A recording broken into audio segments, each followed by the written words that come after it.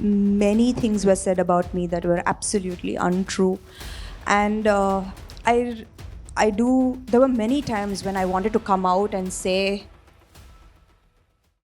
నాగచైతన్యతో విడిపోయిన తర్వాత సమంత ఎక్కడ కూడా విడాకులకు కారణమేంటో చెప్పలేదు. కొన్నిసార్లు నాగచైతన్యను టార్గెట్ చేస్తూ ఇండైరెక్ట్ గా పోస్టులు పెట్టింది, స్ట్రైట్ ఫార్వర్డ్ గా మాట్లాడలేదు. కానీ తాజాగా ఓ నేషనల్ మీడియాకి ఇచ్చిన ఇంటర్వ్యూలో విడాకులపై సంచలన కామెంట్లు చేసింది. ఎన్ని రోజులు తన గుండెలో దాచుకున్న బాధను బయటపెట్టింది. ఆ ఇంటర్వ్యూలో ఆమె మాట్లాడుతూ, ఈ సమాజం ఆడవాళ్ళని ఎక్కువగా తప్పుపడుతుంది. నేను కొన్నేళ్ల పాటు ఇబ్బందులు పడ్డా. నా గురించి చాలా తప్పు విషయాలు అన్నారు. బయటకు వచ్చి అవన్నీ నిజం కాదు, ఇదే నిజం అని చెప్పాలని అనిపించింది.